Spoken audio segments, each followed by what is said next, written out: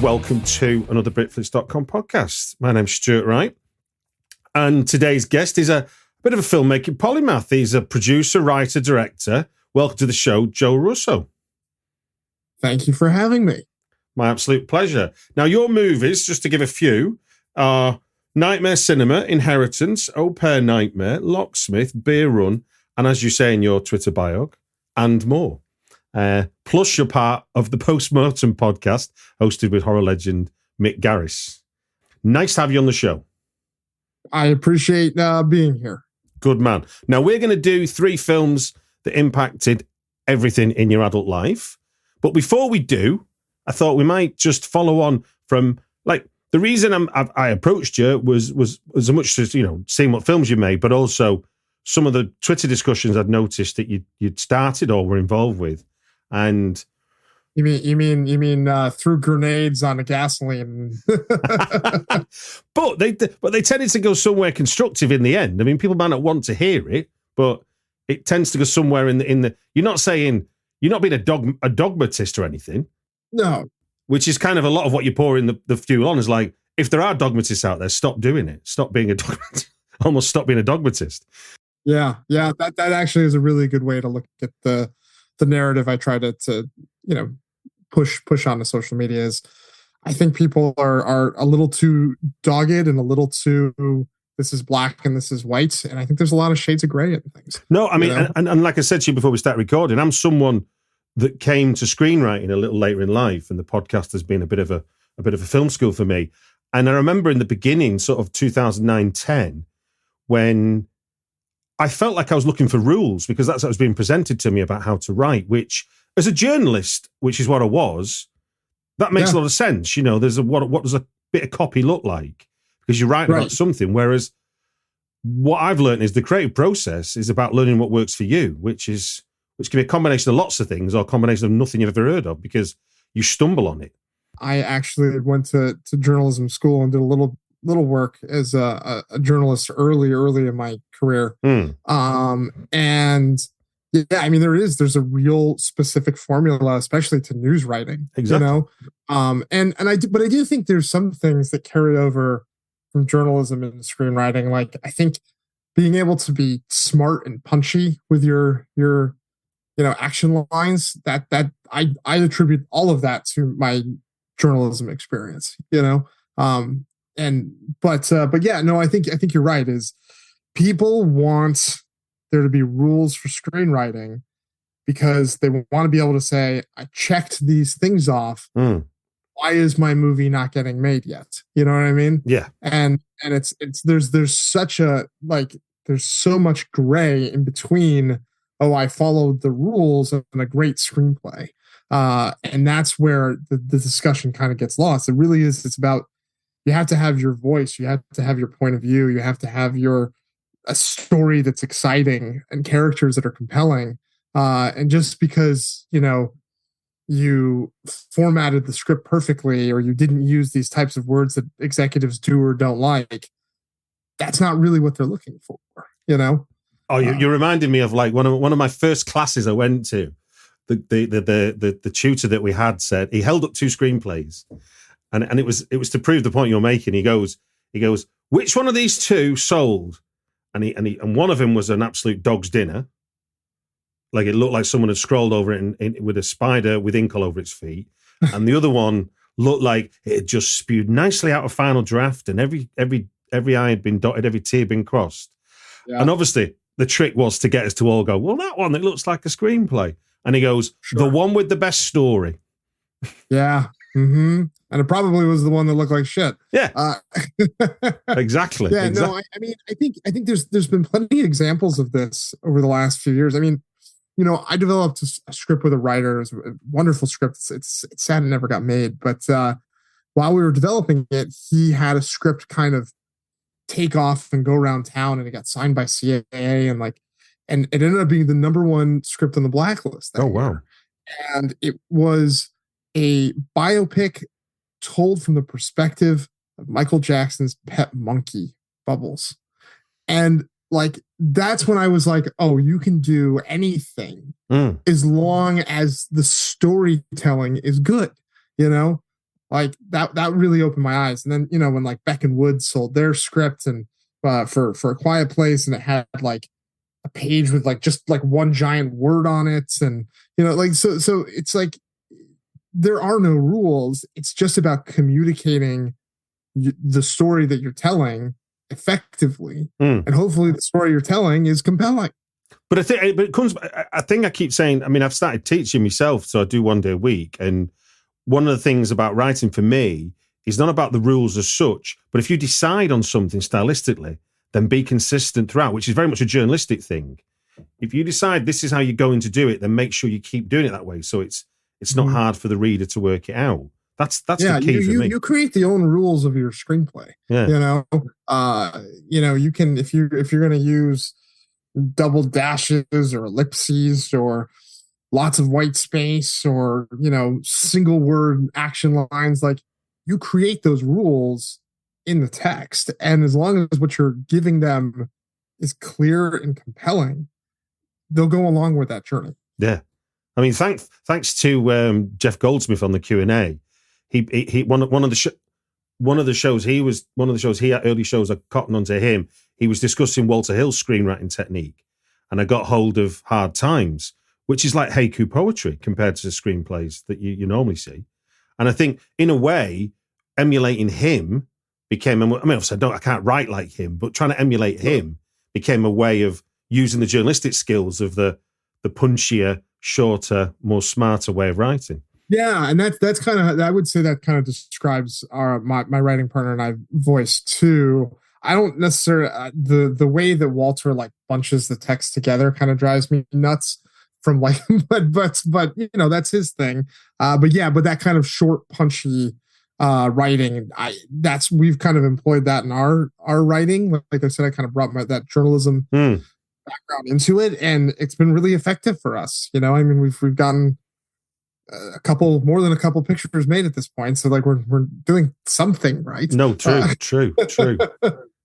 Now, interesting, just to talk about the writing side of it, one of your more recent ones is a film called The Locksmith, starring Ryan Phillip and Kate Bosworth and Ving Rhames. But on that, there's 5 credits. It says you're the writer, and it says that Blair Kruber is the original story, but it's also got John Glosser, Ben Kabelis, and Chris Lamont as listed as writers too. So how do we unpack, as a layperson looking at that IMDb listing, how do we unpack that?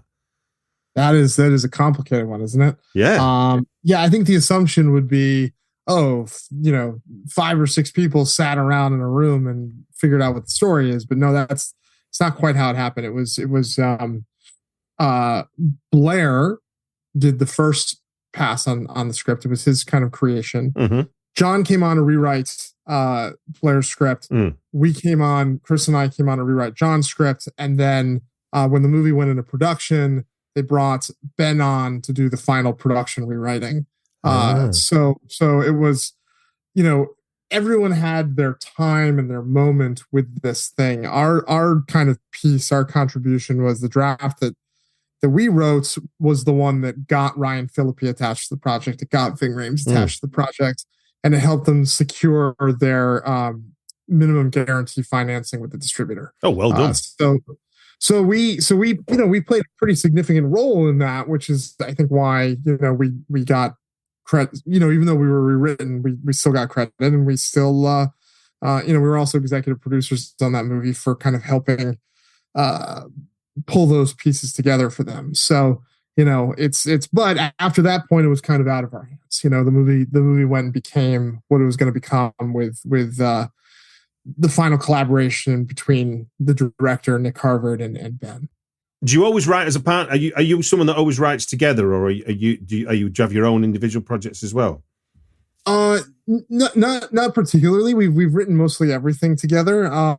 We tend to do our blue sky, pie in the sky. What is this movie going to be? Outlining kind of conversations together, and then we kind of go off and we go to draft and we take stabs at the scenes and pass them back and forth to each other.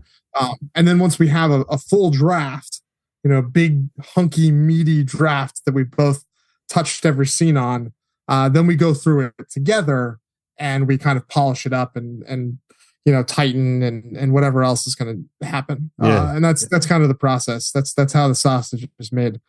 I recently spoke to Lucas Dont, the Belgian filmmaker, about his film Close, and he while he gets the director credit and the screenwriter Angelo gets the writer credit, they actually do develop it together. So I was saying to him, how does that work? And he said what they do is they write each scene but separately.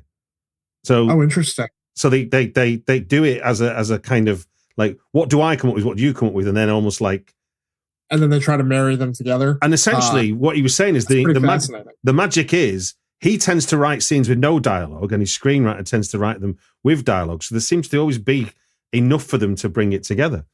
Oh, that's cool. That's fun. Yeah, no, I think because I'm a director too. Yeah, and I'm like really focused on like the blocking and the way scenes lay out. I usually tend to take the first stabs at them, and then Chris kind of writes on top of them and like adds to them and expands them and throws in some crazy ideas, and then we kind of collectively pare it down and into like something in the middle.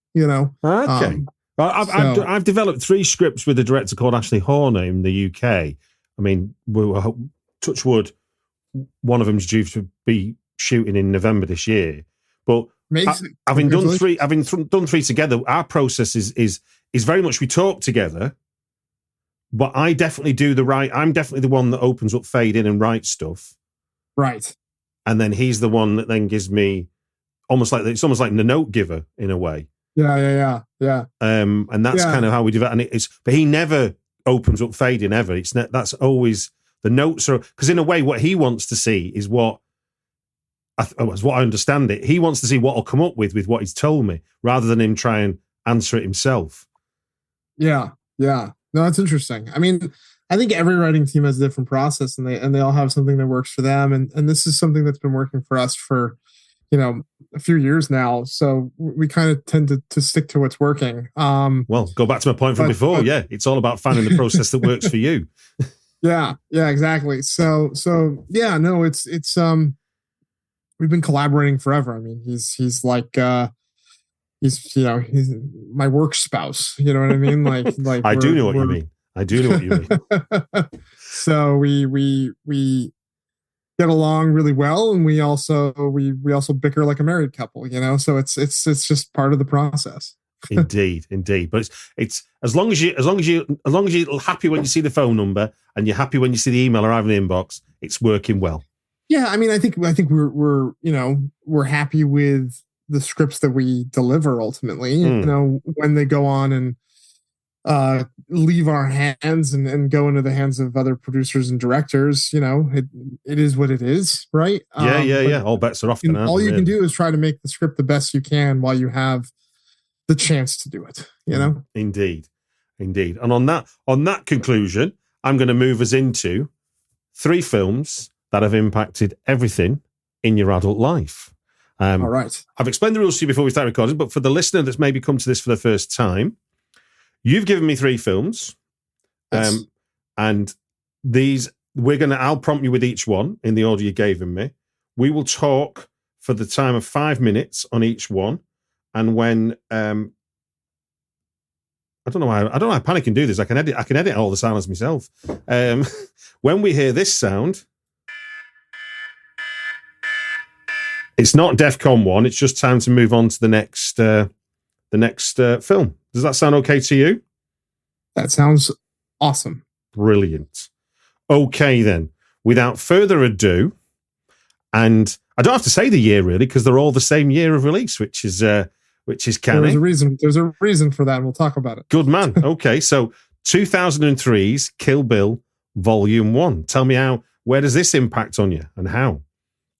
Well, so to give some context, I grew up in Connecticut, which is about as far away from Hollywood as you can, almost as far away as you can get in America. Yeah. From Los Angeles, and the idea of making movies was so foreign to me. But that fall, I was a freshman in college, and I started taking some film studies classes because I had always loved film growing up. Okay. And my high school buddy, who kind of wanted to be Spielberg, Andrew Pappas, he took me to a weekend filmmaking seminar. And that was kind of when the first time when I went like, oh, this is like a job. This is something you could do. This is something I could do. And that kind of, that epiphany, like that love of film becoming something that could be art that I could maybe make, became real for the first time. And it happened to coincide with just a banger of a movie year in 2003 and 2004. Like, I'm picking three of those titles was really hard. But these were three that stand out for distinctive reasons. Okay. And, when we are in the dredges of the creative process, we're getting notes or directors are rewriting our material and changing it in ways we don't love. I tend to go back to movies from this moment in my life, specifically because they kind of fill me back up. They remind me of what inspired me in the first place, and probably no more so than Kill Bill Volume 1. I am one of the people who holds that as my favorite Quentin Tarantino movie. Okay. I know everyone always says Pulp Fiction or whatever, but like, I thought that while the writing is phenomenal in his first three movies, this is the first time where it really felt like his directing took center stage. This is the first time where his visual style was unleashed in a way that profoundly impacted me. The fact that it went to live action, to animation, to black and white, the music, the locales, the action, the violence, the gore, the humor, it kind of all hit me in a way that was just like the perfect stew of my interests. It felt like a full-on cinema experience. I totally agree with you. So it was just one of those things where it was a lightning bolt moment. When I first saw the trailer, it inspired me to go back and rewatch his filmography. My video store at the time started doing you can rent 3 movies out at a time type of thing. So I, saw the trailer for that and like immediately went to the store, picked up, Reservoir Dogs, Jackie Brown, and Pulp Fiction and rewatched them. And I was so primed and ready for it. And then, my college that I was at ended up hosting a couple screenings of it throughout the year. So I probably saw it, 4 or 5 times, from 6 months after release, especially like in the run up to the sequel that got released the following spring. So are you seeing this film in the wake of that filmmaking seminar you went to as well? Yes. So this is after the seminar. Yes. Okay. Yeah. So it really kind of opened my eyes to like, wow, like look at the risks and the boldness and the creative decision making that went into this, like kind of understanding rudimentarily what maybe went into it, so it was just, they both happened in like the same month. I think the movie came out in October, and I think that the seminar was like late September, early October, so it was just this perfect intersection of like my understanding of filmmaking opening up in this big way, and Quentin Tarantino just pouring this expression of cinema into me. Like I was a well that was ready to be filled, So before that, you're doing these film studies modules as part of your studies, and they're teasing out your fandom of film, and then suddenly you're like, hold on a minute, I can do this. Yeah, exactly. That's exactly right. It was pretty cool.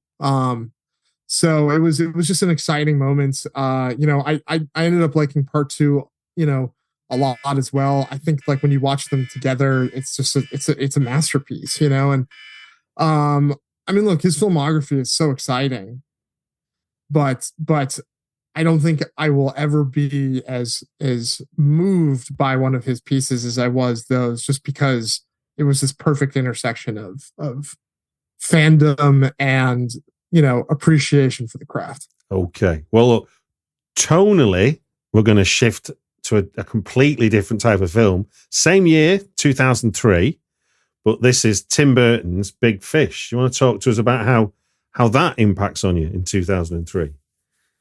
Yeah. So what happened that fall was, my buddies, they all dispersed for college, in upstate New York and New Hampshire. And I stayed home. I was stuck in Connecticut. And when they came home for the winter break, like after Thanksgiving and into Christmas, it was just an incredible awards season of movies that came out. I was really like tossed up to choose either Big Fish or Return of the King, because I saw with the same group of friends we were all falling in love with cinema at this point.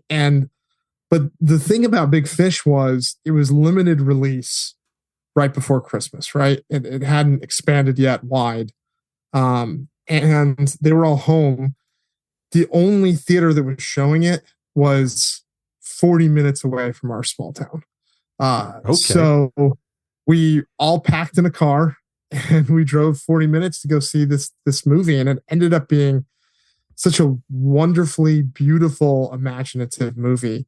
I obviously Batman and Batman Returns and Beetlejuice and Pee-wee and Edward Scissorhands and Ed Wood. I mean, there's so many wonderful movies that I had seen of Tim's leading up to this that are huge parts of my life. But this felt like such a culmination of everything he'd been working towards. It bred his visual eye with,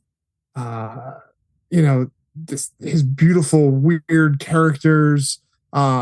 Storytelling was just so remarkable. And it just like my dad had taken a job across country at that point. And my family and I were still in Connecticut and we hadn't moved to Arizona yet. Okay. So we were like long distance with him. And I think like the combination of like seeing it with these friends who had gone away and like going on this road trip to see this little movie, and then having it move me in a way where it was like, I just missed my dad so much, Oh, and, wow. and having it be this like real father-son emotional journey. Yeah. It just hit me really hard. And I remember when we got home feeling like that was like one of the best cinematic experiences I'd ever had. Isn't it amazing how a film that's made for mass consumption can be reduced to being like, this feels like it's made for me? Yeah. Yeah. No, it really did. It felt so personal. And it was just like it only reinforced what was happening to me in that moment, that, when I did transfer out to Arizona State the next year, I was going to try to find a way to pursue film. Like all three of these movies kind of pushed me in that direction. I mean, what was it? I mean, there's that relationship with your father, but in terms of as a film viewer, what did it open up in you that you hadn't? What's funny is I when my dad came home that winter break, because he came back to Connecticut, I was like, you have to go see this movie. And so I took him on that same journey. We went to this little theater 40 minutes away, and I took him to see the movie. And I don't know, he didn't have the same experience with it. And I remember the movie ending and the lights coming up and me turning to him, like waiting for him to have the same kind of profound emotional response, and he just didn't. Which is an interesting thing, which speaks to, I think it can mean different things to you. And, I don't know if like he felt like, what is Joe trying to say about our relationship with this? He also had a dad who died when he was pretty young. So like young in his adult life. Yeah. So I don't know if maybe like it just hit him in a different way because of that, but I remember feeling so elated after the first time I saw it, and almost so deflated when I took him to see it, which was an interesting kind of roller coaster of emotions. Yeah, that's a really interesting aspect to it, that you'd had this connection with it and was like, you must see this, and then it doesn't hit the same way, because obviously you're both at different emotional states in your life when you sit and watch it. Absolutely. Absolutely.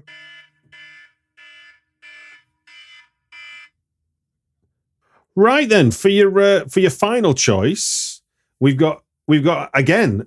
I mean, as far as 3 films goes, tonally, I don't think you could have complete such contrasting films. Certainly think that they're all American films as well. It's like the fact that, if you say, what's American film culture? And you go, okay, here's 3 films, you wouldn't know, oh, that's what it must be like.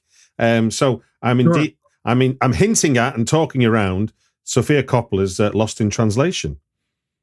Yeah, Sofia Coppola's Lost in Translation. It's probably one of the most interesting movies that I consider amongst my favorite movies, because it's such an outlier. I don't tend to get super excited about movies that are more methodically paced and lighter on narrative. But again, I think because my soul was just so open to cinema in this exact moment in time.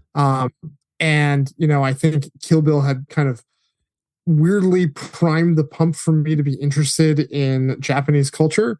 Yeah. That makes sense. This little, movie, this intimate movie that took place in Japan to kind of arrive in my life in that moment was really powerful. I think also too, Ghostbusters is my favorite movie of all time. So to see Bill Murray, Peter Venkman, opened up so emotionally raw and exposed in a drama like this, I think it just hit in a really hard way. I'm always so impressed when I rewatch Lost in Translation with the raw emotional performances, but also just the mood of it, the sense of place, the sense of being the other in a culture, and 2 people who are feeling alone and singled out, kind of finding each other, and despite their age differences, connecting on such a deep level. So yeah, I mean, that's definitely, like, I think, when I watch that movie, it just, I find it so transportive. It's like going on a trip to Japan, a place I've never been, but I feel like I've been because I've watched this movie so many times. Yeah, because it plays with the tropes of a fish out of water, because it's 2 people experiencing it together for different reasons. Yeah, it becomes about them, not the fish out of water as such. I think that's what makes it such a clever movie. Right, and there's so many small little details and things, like, I think about, because I'm a bigger guy too. I think about Bill Murray struggling with the shower being too short for him, and like things like that. I hate traveling because of stuff like that. But yeah, and the idea that, like, it's so hard to communicate with your travel, and the language barrier, and like fighting through that. And then finding someone who is, in that same situation, and, exposing yourselves so intimately and rawly. There's one of the best scenes in the movie is when they're just, like, lying in bed talking about, kind of where they are in their lives, and, how afraid Scarlett is about kind of the fact that she doesn't have a path forward, and I think me at that moment in time, I was at a school in Connecticut. My family was about to be displaced to another part of the country. I was about to transfer.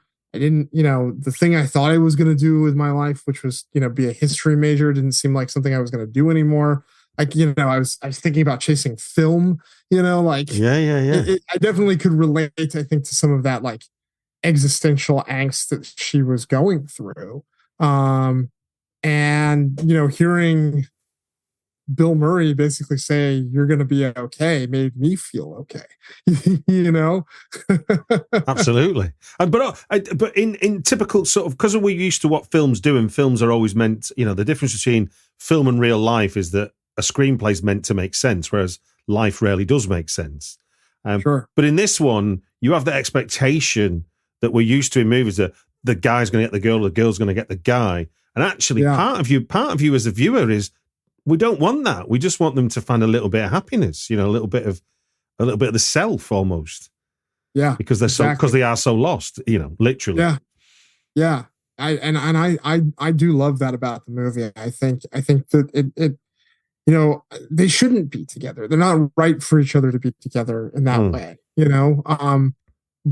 I feel like if they got back to the States and they tried, it probably wouldn't work out in the long term. But in that exact moment, they're who they needed to be with to move themselves forward in their lives. And I think that's like a really cool thing. And, I reference the movie all the time, and I'm starting to realize, when I directed my first movie, The Au Pair, my actress is about 10 years younger than me.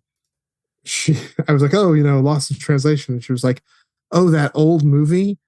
And I was like, oh my God. These movies are getting old. They're all turning 20 this year, but they reflect the moment I decided I wanted to be a filmmaker. And that's why I think they still do continue to impact me in my adult life. I mean, weirdly, it might sound like a crass comparison, but it was a debut film as well. This was Sophia's first movie, wasn't it? Lost in Translation. Yeah, it was. Yeah. So 10 or so years earlier, you had Richard Linklater's Slacker, which was about a whole movement of people. I mean, essentially, the Scarlett Johansson character is essentially he's all the characters in Slacker almost. People who don't know what their place is in the world anymore, so are directionless. I mean, obviously, Slacker was a phenomenon, and he captured it in the movie. But ultimately, I think there's maybe some parallels between the two films. It was not her debut movie, but it did feel like her debut. It was the one that I think that broke through for the first time. Maybe. Okay, let's. Yeah. I just wanted to make sure we corrected ourselves. No, cool. No. By all means, on Twitter for being wrong. They wouldn't do that, Joe. That's not how it works. Social media, people are usually so polite. Yeah, that never happens. No one ever yells at people for saying the wrong thing. Now, something we were talking before we start recording, which I think the three selections you've made play into, certainly with, say, your interest in genre, is that having a well-rounded sort of film education and a film love and appreciation is as important to being a horror filmmaker as it is knowing, how many kills were in Friday the 13th 7. In fact, probably more important than knowing how many kills were in Friday the 13th Part 7. Well, and you could argue that the reason some of the latter Friday the 13th movies don't work is because they don't have those great human drama character relationships to latch into. And they are more focused on kills, like the jokes with some of those kind of deep cut 80s slashers is, you root for the killer over the characters. Yeah. I don't think that should be the case. I think that's something that grew out of kind of a cynicism. I think the best horror movies are good dramas first.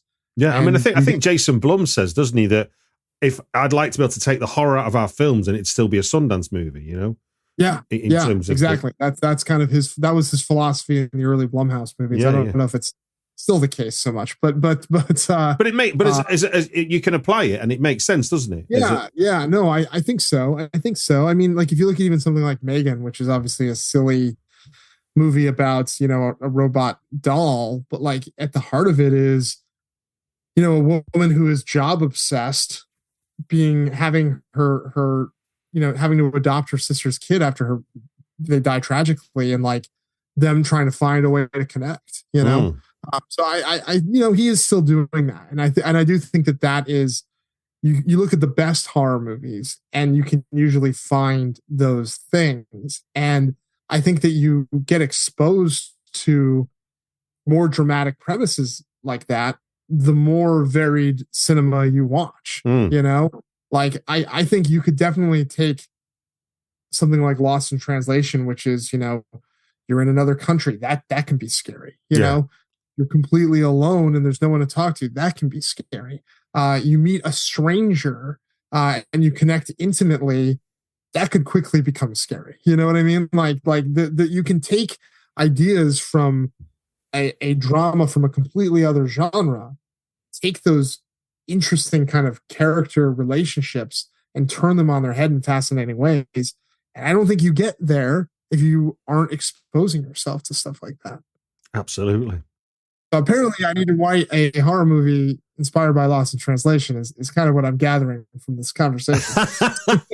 Well, I'd love to. The combination of trying to do that and then getting My Buddy Valentine's Kevin Shields to write a horror movie score as well. Yeah. That would be a great combo. I mean, in a way that because with Big Fish you've got a traditional narrative. Kill Bill you've got a hardcore, easy to follow revenge narrative that sort of explodes into all kinds of shards, but you know what you're following. At the heart of all of those movies are interesting relationships. Obviously, Big Fish is a father-son story. Yeah. It's a story about grief, about dealing with the loss of a parent, which like all of those things could easily be extrapolated into the horror genre. And you touched on it, revenge, obviously with Kill Bill, but it's also like being betrayed by a loved one. It's losing a child or thinking you lost a child. Like there's like really horrific ideas that you can pull from it that aren't just, what's a creepy thing in the dark corner, or, what's a cool way to stab somebody in the head, both of those things are important in a horror movie, but like I would weight one over the other. When we're brainstorming, we're usually like, let's figure out what the drama human element is. The scares will come once we kind of figure out what that is, and trusting that they will. Well, no, I mean, one of my favorite horror films is Kill List, Ben Wheatley's film. And if you ever see that film, like, for half the movie, it's really just following two arguably PTSD suffering soldiers who've just become these killers for hire, which is a horrible idea. But then the idea they descend into a horrible world as a result of that byproduct of war becomes its whole other film. Then the fact you're not ready for it. I mean, for me, when I saw it, it was like, okay, so horror can be just a slight turn left on real life, and yet it can become massively horrific. We've covered your films. We've talked a little about the process. Anything you want to share with us that you've got coming up that you're excited about before we sign off? Obviously, continue to produce Postmortem with Mick Garris, which is a podcast that you can find me on every other week when we do the Ask Mick Anything episodes. But we always have kind of great guests for that. We've just had Bruce Campbell on. We just had Beck and Woods on. We're just gonna have Radio Silence on. So if you're in a horror, it's a great one to check out and kind of get in the heads of these legends of the genre, get into their creative process. Brilliant. Well, look, I'll put links in the show notes so people can find that easy enough.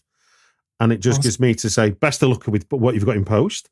And thank you very much for giving your time on the Britflicks podcast. Thank you for having me.